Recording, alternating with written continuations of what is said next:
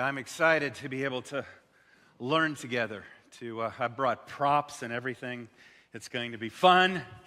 It's warm in here. It's dry as far as I can tell, wherever you are. That's not always been true every second and of every place in here, but let's pray and let's see what we can learn. God, thank you that you're with us in this place, that your Holy Spirit is our teacher, that wherever we are willing, wherever we are open, wherever we are curious, wherever we have doubts, that in no way offends you, that excites you, that we're ready to listen. For some of us, we're going to hear today, and we're going to think about our own need for healing. For some of us, we're going to think about how we think about other people. For some of us, we're going to think about how we think about you. Help us, whatever it is, and in all those ways, to learn in this moment and to feel nearer to you in this moment, and for it to fuel us as we leave this place. We ask in Jesus' name, amen. So long before Advent, before the Christmas season, when we were learning, we were studying Matthew, in Matthew's Gospel, the Sermon on the Mount, chapters 5, 6, and 7. We're going to pick up in chapter 8 in just a second, but just a reminder that as Matthew writes this gospel, as God leads a person to write some things down, to tell the story of Jesus that has been kept all this time and that we look back to in all of these ways, that the writer starts with a genealogy and starts with a background to get us to Jesus' birth and some things specifically to that then fast forwards in chapter 3 to John the Baptist, Jesus being grown people, and Jesus' baptism, and we've talked about how that baptism is out in the wilderness, and then Jesus is in the wilderness, and then he begins, they say in general, Jesus is walking around preaching, teaching this message that's different, this kingdom idea, correcting some people's thoughts, pointing some people in some ways, and he's also living out, not just calling disciples and making friends, but encountering people and healing them, of doing the work, those who have things that are more considered, described as like casting out, getting away, spirits that somehow have, as well as diseases and things that are seen on the outside, or blindness, literal blindness. And so Jesus is doing all those kinds of things. Then there's this pause at chapter 5 to tell this kind of bigger story, this bigger preaching moment to kind of explain what is it that Jesus is teaching.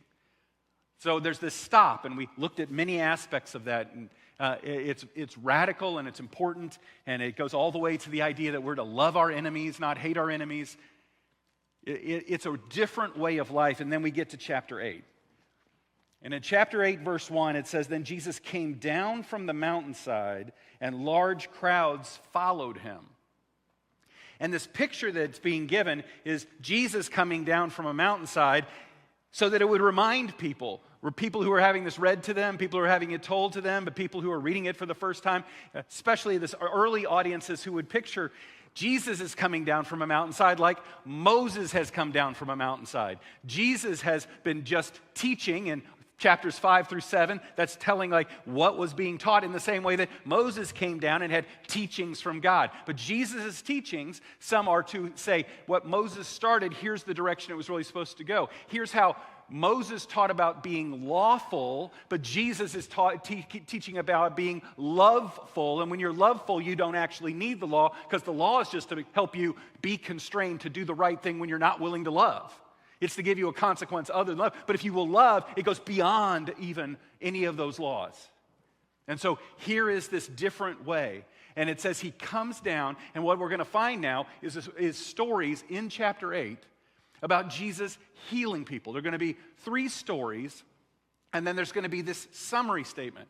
I'm going to flip around just because the way the order of these stories works doesn't help necessarily with the priority of them or the complexity of them.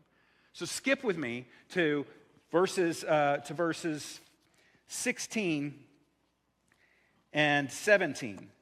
It says, so that we can see the summary, When evening came, so after these 3 healings that are about to happen, we'll find out about. When evening came, many who were demon-possessed were brought to him, and he drove out the spirits with a word and healed all the sick. This was to fulfill what was spoken through the prophet Isaiah. And then it quotes this verse. It quotes what is Isaiah 53, verse 4. More from the translation called the Septuagint, which would have been a Greek translation, not the original Hebrew translation. Again, the Israelites are a Hebrew people in a Hebrew language. We would originally have Isaiah written in Hebrew, but by the time that Jesus is walking around, there's a Septuagint, there's a Greek version of the Hebrew Bible, and it quotes more directly that. It says, he took up our infirmities and bore our diseases. Now, it could be more even, he took up our pain and bore or carried our suffering. Think about that in what Jesus is doing when the writer of Matthew's gospel is saying, when Jesus is healing these people, he's giving us a picture of what we see when we look back at Isaiah. It's not a prediction, fulfilling and prophecy, like we sometimes have this very narrow view of that means, somebody sat on a stone and said, 1,000 years from now, here's what's going to happen on a Thursday. That's not really what the writer is saying. He's saying, this is bringing to fulfillment. This is filling up our lives with the vision of what God is described as being like by Isaiah when he says what God is doing is taking up infirmities and bearing our diseases. What God is doing is taking up our pain and carrying our suffering. And this is the summary statement that I want you to have because it really helps us sometimes to find what we're looking for when we know what we're looking for. And sometimes when we come to messages, when we come to scriptures, we have such a lens that has already drenched us in some things that we miss stuff because we're not open or because we're not looking for it to be this way. And this phrase I want you to think about is a phrase about oneness. The picture, and that's why I have the big backpack today.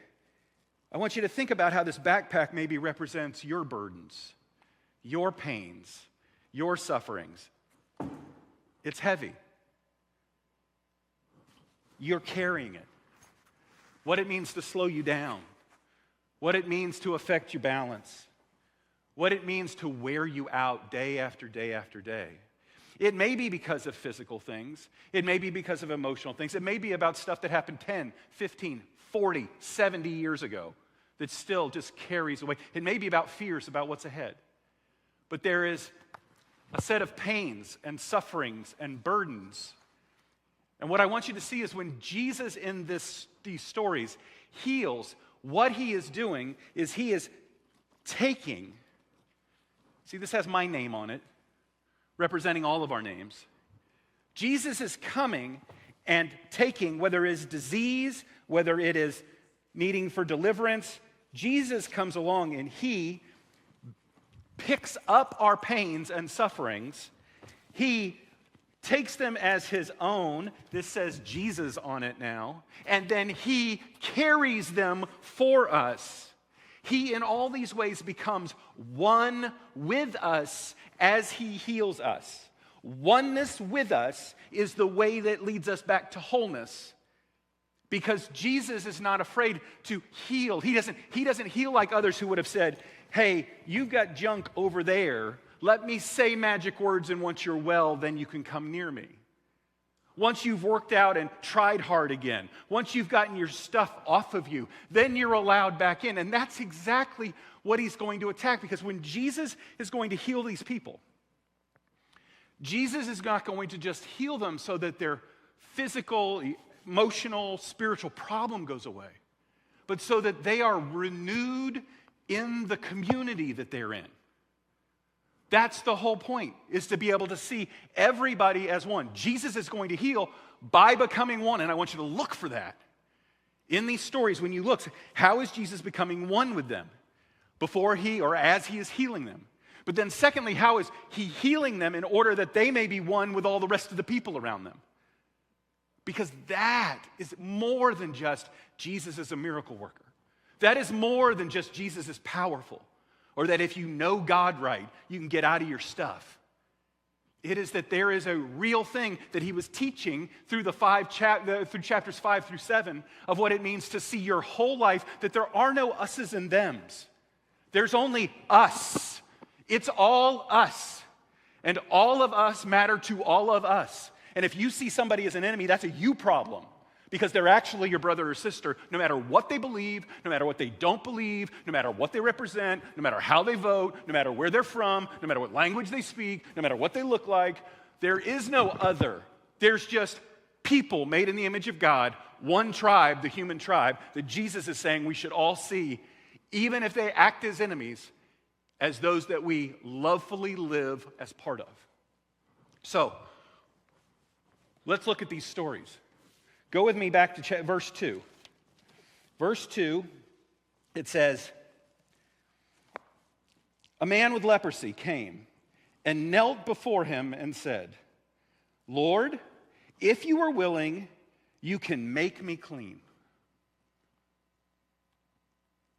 Jesus is moving about. He's come down the mountain. He's finished the teaching. He's walking in the world. Somebody shows up, and we see again this sense of worth or not worth, of ranking. Somebody who's got leprosy.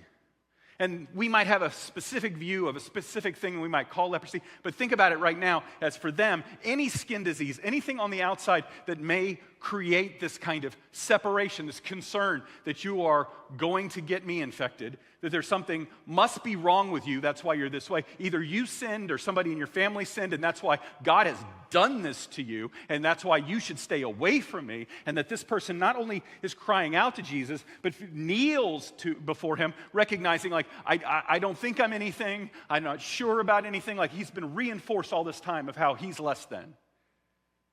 And so there's some degree that he's honoring who he might think Jesus is, but more than anything, he's learned that this is how he's supposed to approach anybody. And when he kneels before him, Lord, if you're willing. See, his question is not, can you make me clean?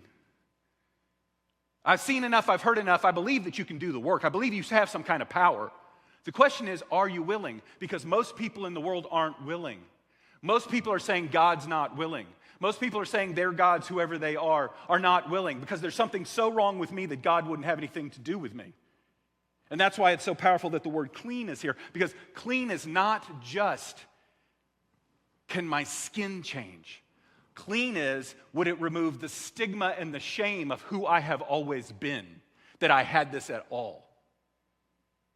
I think about this because we ended up, because of the weather, not meeting last week. But last Thursday, I was doing my chaplaining work, and I was exposed to some kind of virus. And I got tested, and I didn't have COVID, and I didn't have flu, but I definitely had a virus, and I definitely picked it up there. There was nothing, and then I was around about 120 people for over the course of 5 hours, and somebody gave me something, so it came pretty quick. And I was really worried about giving it to any of you. But I didn't want to miss, and I felt, well, good enough that we would have met on Sunday. I would have been here to preach. But just think about how different it would have been if, for those of you who have done this, been here at all, for me to show up with this mask on. Because it's the loving thing to do for me to not just risk and be so cavalier that if I have something that could still be given to you, I don't want you to have, and your body may not be able to handle it like mine. The loving thing would be to put a barrier between me and you so that you don't get it from me. And if I poked my head in each of the Sunday school rooms like I typically do with this mask on and didn't come over and hug and didn't come over and shake hands, that would be kind of weird. And if you told me a story and as I'm looking at you, you couldn't really see my facial expression and you couldn't hear me clearly, that would be a separation. And if we did that 1 week, we'd get over it. But if for the rest of life you came to this church and I wore the mask because I had some kind of disease that I wasn't sure I wouldn't give you, and I don't want to give it to you, but I don't want to not be here, at some point it would be a separator between the two of us. There'd be some question, what's wrong with Jay that he's stuck with this thing? How is it that Jay can't get past this thing? Why won't medicine work? Jay's nice and all, but like, I'm never really close to him because he can't be close to us. Picture that multiplied by 10 in this idea of this leprosy. That there is this thing that separates this man from everybody. That he has to shout out, I'm unclean. That he has to stay away from. That he has all the stigma and the shame, as well as then coping with whatever it's doing to his physical body. And think about how maybe your own hurts, your own pains, your own sufferings feel like that. That it's obvious on the outside because everybody knows that's what happened in your relationship. Everybody knows that's what you once did. Everybody knows that little thing. Everybody in your family knows, or everybody in the thing knows. And so no matter where you go, there's something between you and the other people that kind of stands in the way. And you can't do anything to fully remove it. And you feel like you're less. And you feel like you almost have to bow to. And you just want it to go away. Not only do you wish that thing you could be forgiven from, that it could change, but you wish that you could change your whole community and how they see you, your whole set of friendships and how they see you. That's what this guy is going through. And so now Jesus listens to him say, hey, I know you can do this, but are you willing? Are you the kind of person, healer, representative of God who's willing? And Jesus says in verse 3, Jesus reached out his hand and touched the man. You don't touch unclean people. That makes you unclean. Jesus is a rabbi. You're smart. You don't get unclean. You're aware. You see that he wants to be healed. Jesus is breaking all the rules to do what? Reach out and take his leprosy and say, I'm carrying your leprosy with me. Your leprosy is my leprosy. We're becoming one in this moment. Before I ever heal you, not I'm going to heal you, then be your friend. While you're still completely a mess to everybody else, broken in every single way and separated from everybody else, you're not separated from me because love pursues, and that's what heals. And so Jesus takes him by the hand, touches him, and says, I am willing. I just want you to hear that if you are still here and you believe somehow God is unwilling to love you, because of however your life's worked out, because of whatever you've done, because whatever uninformed people have taught you, listen to what Jesus, who is the physical representation of God in a flesh suit, says, because he's speaking for what God is like. I am willing. As a matter of fact, you have no idea, but I am wrapping my arms around you right in this moment. There is nothing you have done, there's nothing that's been done to you, that I won't wrap my arms around you, become one with you, and try to help you step by step believe you still are worthy of love, that you can heal, that it is different. That's what he's doing. And it says, be clean. Immediately he was cleansed of his leprosy. Then Jesus said to him, because see, we're not done because your skin is different. Then Jesus said to him, see that you don't tell anyone, but go show yourself to the priest and offer the gift Moses commanded as a testimony to them. The picture is that this guy is an Israelite, this is a Jewish person, and this has alienated him from his community. And what Jesus is wise enough to do is to say, don't now go with your clean skin and run into there, because in the same way, if I had told you for 3 or 4 years that I was too sick and I might be contagious and you shouldn't come, if I just show up on a Sunday and go, not wearing the mask anymore, trust me. Well, how do you know? What do you know? No, what this guy is told to do is go to the priest, the authority on your cleanness, offer the gift, have him inspect you so that it would be doctor's orders, Jay is healed. Doctor's orders, I'm not contagious anymore. Not just me making it up, because what Jesus wants is the moment that you return, that you don't have to return in that excitement and people still treat you as if you have leprosy, even if you look different. Because people don't know how to handle it. That Jesus is so becoming one and then walking onely with you, that he wants you to become one with your community again. And so he says, do this. Don't tell anybody first.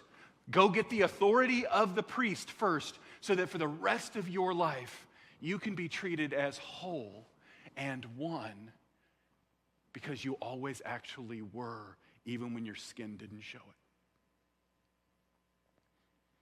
That's more than just a magic trick or a good doctor. That's what God's doing.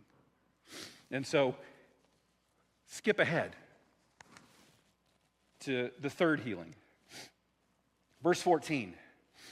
Jesus came into Peter's house. Simon Peter, one of the disciples, Peter's house. He saw Peter's mother-in-law lying in a bed with a fever.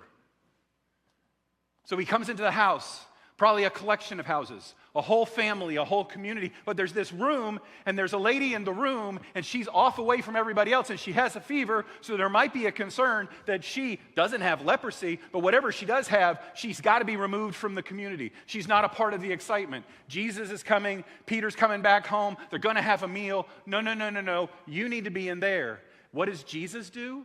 Jesus goes to her to become one with her. It says, when lying in bed with a fever, verse 15, he touched her hand and the fever left her, and she got up and began to wait on him. Now we can miss this and like, oh, well, he touched her and then she started. No, she got to join the feast. This is a woman who's part of the family who would be hosting the event. This is a woman who wants to not just be part of the crowd, but wants to be somebody who's significant in being able to bring the food, prepare the food, love on the people by these gifts that she's able to give. And what does it happen? Jesus doesn't just acknowledge, oh, there's a room. Jesus doesn't just pray for the sick lady. Jesus goes where the unclean person is. He becomes one with her and picks up her fever. And he touches her and her fever changes so that what can she do? Become one with the family again and experience that moment. One more story that's a little bit more complex. Look back now at verse 5. When Jesus had entered Capernaum, a centurion came to him asking for help. So this is a different thing. Peter's mother-in-law is a Jewish person. This leper needing to go to the priest, a Jewish person. This centurion is a Roman, an enemy, a threat. He carries weapons. He has a century of 100 people reporting to him. He's the bad guy. And yet he comes to Jesus and asks for help. Lord, he said, my servant lies at home, paralyzed, suffering terribly. Now, in the story we're about to read how he's going to say, sometimes I direct my servants. It's really interesting. It's two different words. And so here, this word that is used for servant is more often used for son or child, someone intimately connected, someone who may be his nephew, maybe not his actual son. But it's not some random slave. It's not some person that he employs to work for him. There is something different about this than when he gives directions in just a minute about that. And so there is somebody that he cares about, somebody who, because of whatever they have, is frozen in wherever they are and where this person is suffering terribly and may feel isolated and alone and helpless, and even more on it, it seems like didn't do anything to earn it, didn't do anything. Some little kid that I love. He's asking Jesus for help. Jesus, verse 7, says to him, shall I come and heal him? What's the offer Jesus is making?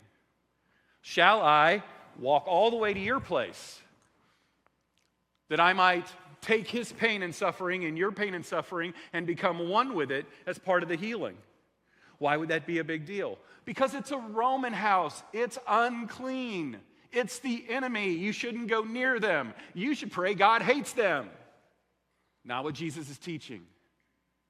And so Jesus, again, says, I'll come and I'll become one. But this guy responds, no. Listen, because this is what kind of makes this one different. The centurion replied, Lord, I do not deserve to have you come under my roof. Again, this worth idea and the stacking and hierarchy of society, but also the idea that I get why that would get you in trouble, Jesus. I get how that would be seen by all these people who are following you, the crowd that is following you that's mainly Jewish in this moment. I get that I'm interrupting that. I'm not asking you for all that trouble. As a matter of fact, though, I believe you have the power from here to be one with this, and here's why. Look what he says. But just say the word, and my servant will be healed. 4, I myself am a man under authority, with soldiers under me. I tell this one, go, and he goes. And that one, come, and he comes. I say to my servant, do this, and he does it. When Jesus heard this, he was amazed and said to those following him, so mainly the Jewish audience that's following him, those who aren't too certain about him, those who are worried that he's touching unclean people, can't believe that he would not be more aware. Truly, I tell you, I have not found anyone in Israel, not the location, in the people group, with such great faith. I say to you that many will come from the east and the west and will take their places at the feast with Abraham, Isaac, and Jacob in the kingdom of heaven. But the subjects of the kingdom will be thrown outside into the darkness, where there will be weeping and gnashing of teeth. Then Jesus said to the centurion, go, let it be done just as you have believed it would. And the servant was healed at that moment. So here is something that takes us off track and seems confusing. But what he's saying is unbelievable faith and trust is that the centurion goes, I understand that even when I'm not seeing all 100 people that I lead, and even when I can't see those who are leading me, we are intimately connected because we're one army. We're one unit. We're one thing. And so words of power, words of authority can go back and forth. And so Jesus, you don't need to physically come because I don't think it's necessarily your physical presence. And I know that that would cost you a lot. But I do believe that you have the kind of power that means you already think you're one with us. That's crazy. That's not what Jewish people would have wanted to think. How could we be one? They're our enemies. And yet Jesus says, nobody really understands this. You all are walking around not understanding this. You aren't getting what I'm trying to communicate. And so then Jesus turns to the crowd and says, well, you go like, oh, Jay, I thought you said Jesus is so loving. I thought you said God is so loving. Because the way we've been taught this, we see this in a negative sense. We see, hey, wait a minute. There's this thing called a feast of Abraham, Isaac, and Jacob in the kingdom. What is that? We like to picture it, that must be heaven. And then there's people who are not be in it because Jesus is going to get, or God's going to get mad at them and send them out, so they're not going to make it to heaven. But see, that's a lens we've been given. What's really happening here is that there is this feast there where they picture God restoring all things in relationship to Israel here and now, whenever the here and now is. Not once you die in some kind of spirit thing, that there's coming a day where we're going to sit down at a table and God's going to put all of our enemies under our footstool and he's going to let us eat in peace. And that there's this thing that the Jews in this moment have this picture that God's enemies are my enemies. Whoever I hate, he must hate. Whoever hurts me, he must be separated from. And we can't wait for the day when God's going to bring us to this feast and then he's going to keep all of our enemies out. And Jesus is saying, it's not like that at all. And the reason why I can say that Jesus is saying that is because there's a pretty famous parable I want you to see just really quickly. We'll just take 2 minutes. But Luke 15. In Luke chapter 15, there's these 3 famous parables. There's a lost sheep and a lost coin and a lost son. But it's really a parable about 2 sons and a dad. Many of you know it. Most of you know it. And that son, right, the younger son, that younger son wants his inheritance right now to go do with his life whatever he wants. He wants to disregard his dad and his family responsibilities. He wants the money. He takes it. He goes to a faraway place. He wastes it all. He comes to an end of himself and decides, you know what? It'd be better to be a hired worker under my dad. Not ever a son again. It'd be better to be a hired worker under my dad than to live this life I am out here. I would have a better life, and so I'm going to go home. If I don't die, if the community doesn't kill me, if my dad will forgive me, if I could at least just be a worker bee for him, that would be a better life. And he heads back, only to find out what? His father is watching the whole time. And when he comes into eyeshot, pick up with me in verse 22. But the father said to the servants, quick, bring the best robe and put it on him. Put a ring on his finger and sandals on his feet. Bring the fattened calf and kill it. Let's have a feast and celebrate. For this son of mine was dead and is alive again. He was lost or a long way off and is now found or home again. So they began to celebrate. Meanwhile, the older son. Meanwhile, the heir, the son, the very person in Matthew 8 when it says, but the subjects of the kingdom, or the actual best translation, the heirs of the kingdom, the sons of the kingdom, the oldest sons of the kingdom who are going to miss out on the feast. What does it say? It says, meanwhile, the older son was in the field. When he came near the house, he heard music and dancing. So he called one of the servants and asked him what was going on. Your brother has come, he replied, and your father has killed the fattened calf because he has him back safe and sound. The older brother became angry. Oh, you mean like he gnashed his teeth? And refused to go in. Oh, you mean he was far away in the darkness from joining the feast? So that his father went out and pleaded with him. Even at that, God the Father in the picture of this story runs out to who? The sons, the heirs, the ones who think everybody from the east and the west are their enemies. They think they're superior to. They think they don't belong at the feast. And the father goes out and says, why are you seeing it this way? They are your brothers and sisters. And what does this man say, this oldest son? But he answered his father, look, all these years I've been slaving for you and never disobeyed your orders, yet you never gave me even a young goat so I could celebrate with my friends. But when this son of yours, no, this brother of ours, this son of yours who has squandered your property with prostitutes comes home, you kill the fattened calf for him. My son, the father said, you are always with me. You are always my son and my tribe. And everything I have is yours. Don't know why you think there's any separation. But we had to celebrate and be glad because this brother of yours was dead and is alive again, was lost and is found.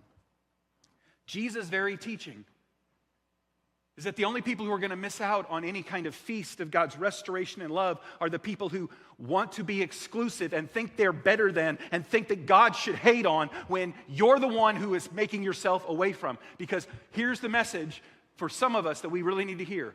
God is not interested in Christians being number one over anyone. God is interested in Christians who live as one with everyone because we are all God's children. We're not supposed to win. We're supposed to be the family of God with everyone becoming whole and becoming one, taking on their pain, taking on the suffering, no matter what they believe, what they look like, what they speak, how they vote. Doesn't matter. That's about them, not about us. And wherever they come from the east to the west, healing will happen and restoration will happen and a feast will happen when we join Jesus in not trying to win over the others who are less than us, and realize there is no less than us. We're a tribe that's part of all tribes for the sake of everyone becoming whole, everyone becoming one, everyone being renewed, because that's what Jesus is doing for us and everyone at all times. Not seeing who's clean and unclean, not making a grade, and the only way people miss out for that, and they don't even miss out forever because the Father still chases them in the darkness. But oftentimes it's the most religious, the ones who claim that they're closest to God, the ones who think they deserve the privilege. They're the ones who are going to miss out because gnashing of teeth isn't what victims do. Gnashing of teeth isn't what people who God has rejected do. Gnashing of teeth is what enemies do. Look where gnashing of teeth is used in Job and the 3 places it's used in the Psalms. It is always an enemy, and this brother thought he was deserving to be an enemy to that brother, because he thought he was better than. And so for us, maybe for you today, part of your wilderness is feeling like you have a leprosy. He makes himself one with you and wants to help make you whole, but also wants to help make you one with the community. Maybe it seems like it's temporary, but I'm missing out on a few things. Feels like that mother-in-law who just is in the other room and more of people are enjoying life and I just can't be a part of it, and he comes to you and he wraps himself around you. Maybe it's us worrying about somebody else who feels like they're stuck and they're suffering. And God, could you just do something because I don't even know how to fix it? But maybe it's for some of us, our own little superiority complex, that we've been taught somehow we're better than and that God's on our side over those people. Because that's what Jesus is messing up the world with, is the belief that those who follow me will do what I do, see what I see, act as I act, to be God's instrument of restoration, healing, wholeness, oneness, now. To be the tribe that blesses all tribes because we're actually seeing everyone else as if they are our brother and sister. God, will you help us in taking what it can be really hard words, tough ideas, and give up the pursuit of hoping we're on the team that's number one over anyone else, and instead taking on the task of being part of the team that's one with everyone else. For those of us who need healing in wholeness and in oneness, help us to believe that you come to us, you touch us, you wrap yourself around us, you respond to us. And for those of us who need to just say, we're sorry that we've been acting like that older brother, thank you that you're the Father who chases us outside in the darkness and continues to ask us because you want us to come home and be part of the feast with everyone. Help us to say yes to your forgiveness. In Jesus we pray. Amen.